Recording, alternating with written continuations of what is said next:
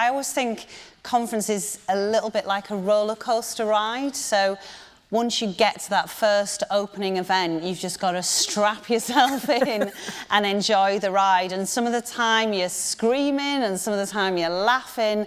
But this conference for me has been one that has really emotionally engaged me. And I've spoken to lots of delegates and visitors and exhibitors who said the same, that they feel that they've been pushed and challenged. And that's one of the things I've said to staff at the Museums Association and also speaking to members in the wider sector is, let's think how we can push and stretch and challenge ourselves to do things differently. And this conference has done that for me. Brilliant. Sharon, over to you.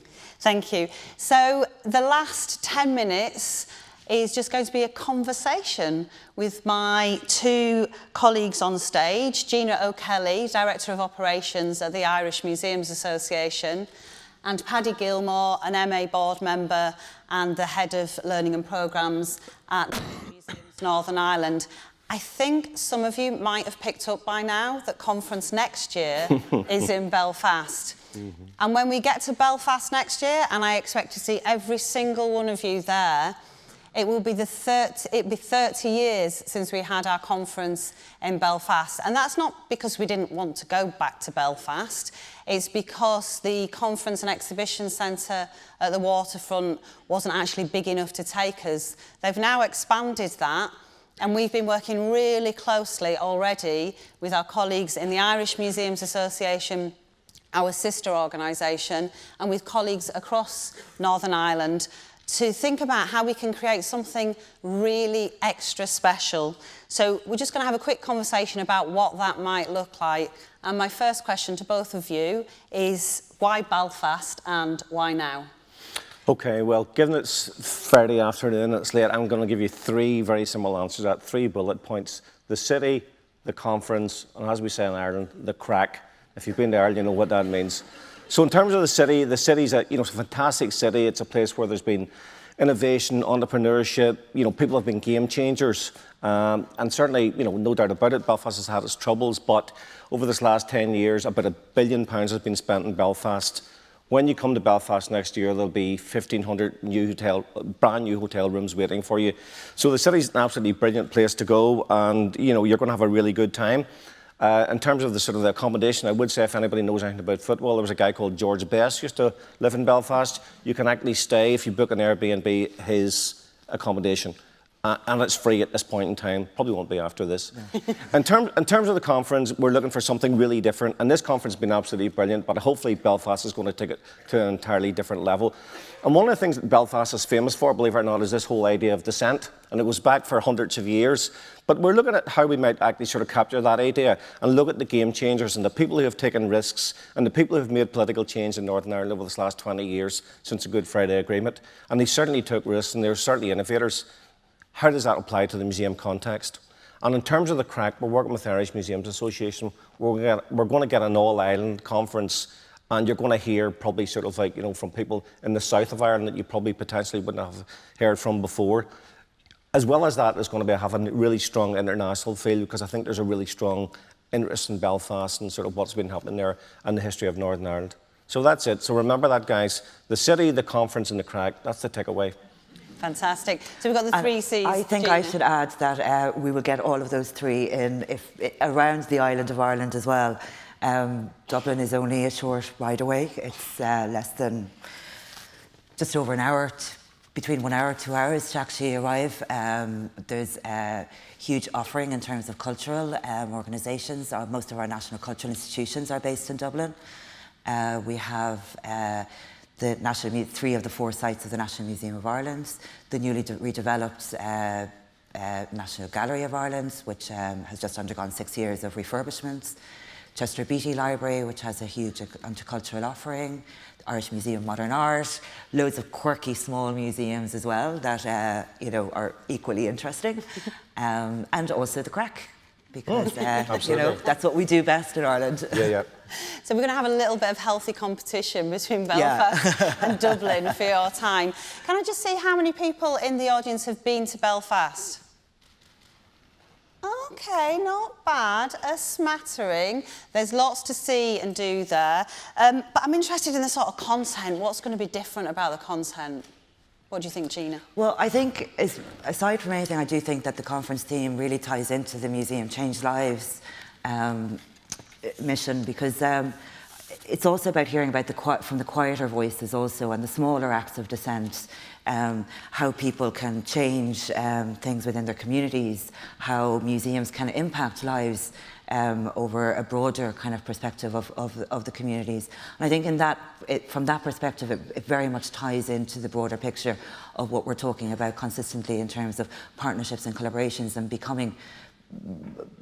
highlighting the social value of museums and the impact that we can do. Fantastic. What do you think, Paddy? Yeah, I think sort of one of the things we did struggle with was this idea of dissent and what that actually means, you know, and it'll probably be the main theme, the one broad theme. So maybe we move away from a scenario where we have 3 themes to 1 theme, and what we might do is look at it slightly differently. So we'll test that over a couple of days, and maybe at the end of that we will come together and draw some conclusions. So maybe a slightly different format to the conference as well, which makes it slightly different, gives it a slightly different feel. I really like the idea of working with the guys from the south, because there's some fantastic museums there. We don't actually often get the opportunity to hear from those museums. So the content, I think, will be slightly different. As I said before, very much a distinctly Irish feel to it, but something which is universal, and broad themes of change and radical thinking and innovation, which I think everybody's really interested in, Sharon. Sounds fantastic. So the last time I was in Northern Ireland, I didn't just stick to Belfast. I went, as you know, Paddy, down to Downpatrick, up to Derry, across to Enniskillen. And I've recently been in Dublin as well at the conference at the National Museum of Ireland that we were both at, Gina. So what else can we see? So the conference is on a Thursday and a Friday, so we've got the whole of Ireland to explore on the Saturday and Sunday. What are the highlights, do you think, Gina? Oh, gosh, I would probably recommend a quick visit. I don't know, have many people been to the Republic of Ireland? So most. And just in terms of outside of Dublin? Gosh, so most people know the island very well. I would suggest, for example, a quick visit to Galway, which is always fascinating. Again, that's a really special place if you want to spend, I mean, the ideal thing would be to add on or tag on a couple of days extra and explore. But Galway would be a particular highlight in terms of great food, great bars and restaurants, but also a very vibrant city. Not quite as vibrant as Belfast, I must add, because, you know. Yeah. On that very note, Gina, not that I'm into one-upmanship or anything like that there, but I have to say, if anybody checks out Lonely Planet has voted Belfast and the Causeway Coast as the #1 region to visit in 2018 in the world. In the world. Dublin's great, but I don't think you can get that. But beyond that, we're very conscious of the fact that we want to get people outside Belfast. So, you know, we're looking at how we actually might take people down to Downpatrick, for instance, which is the county town of Down, the home of St. Patrick. And we have a fantastic museum there, Railway Preservation Society as well, a great interpretation centre. So there's a day out there on the wonderful Strangford Lough coast, which will be great. Another day potentially in Derry, and Sharon went to Derry, so you can spend a full day in the medieval city of Derry, walking around the walls, seeing where history was made, where the Battle of the Boyne and all that sort of history comes from. You know, fantastic Tower Museum, the Bloody Sunday Museum, which deals with a very difficult issue in a fantastic way.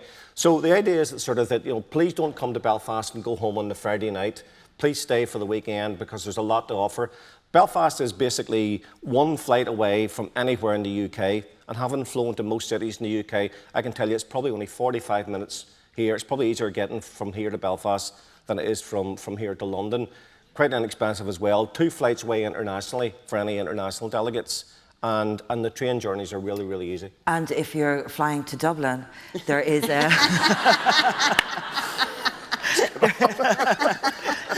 There is direct transport from Dublin Airport to Belfast that leaves you right in the city of the centre of the city. Yeah. We really do have a wonderful partnership. Yeah. As you can see, we've been working really hard on the collaboration here. So the final question, and Belfast actually is my second favourite city, obviously after Leeds, is what will the parties be like? they may involve alcohol. Yeah. See, the thing about this idea of the crack, it's one of those things that's very, very hard to explain. So I can't really explain to you what the crack is, but you will know that once you've been to Belfast and Dublin and have been part of the crack, you will know what the crack is. The only thing I can say is that it becomes a bit easier if there's a pint of Guinness involved. So the parties are going to be legendary, as he talk about in Derry. Derry is now known as legendary, so they will be legendary. Yeah. But of course, all in the spirit of networking. Yes, absolutely, yeah.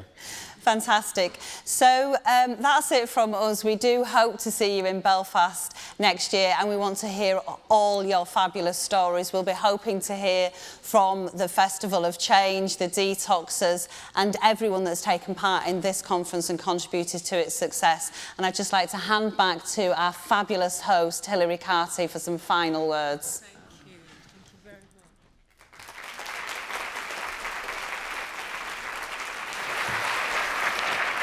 Thank you very much. So you can book your accommodation in the George Best rooms, as it were, and you've got to split site between Belfast and Dublin, otherwise you'll be answering to one of the two of them. But it's going to be a good conference. It's always a good conference. Thank you very, very much for sharing with us those ideas. We are looking forward to it because we look forward to conference every year. So just to close up, I want to take you back to where we started yesterday morning when we shared with you the fact that Conference 2017 was based around 3 core themes, that of collections, audiences and workforce. So collections, of course, at the heart, the starting point for the stories that we want to tell. And audiences, finding dynamic and interesting ways to hear, to experience, not just in passively receiving, but actively participating, engaging and interpreting those collections that are at the heart of our work, at the heart of the narratives that we want to share. But I think most critically, I've been struck over the last couple of days by the issues that concern the workforce, you, us, the people who make museums change lives, through your ideas, your diligence, your hard work, and your inspiration. To you, I say keep on keeping on. Your work is making a critical and essential difference. So the final word, I think, must be a word of thanks to the Museums Association for giving us a feast of debating, challenge, exchange, and I'm hoping new friendships. To the conference panel, to all the Manchester museums who have partnered with us, to the volunteers who help out at conference each year, the exhibitors, the sponsors, and most of all to you, because it is your dialogue, it is your views, it is your interaction that makes conference the special event that it is. We are keen to keep these debates happening. We do want you to connect with each other, to continue to connect with each other as you leave this conference. Let's not just meet up next year, but let's ensure that we use every media available to us to make these new connections really vibrant. We also want you to stay in touch with the Museums Association via Twitter, via Facebook, any social media, and by letter writing, if that's your thing. As a membership organisation, it is critical that we understand and represent your priorities, so do stay engaged. We love hearing from you.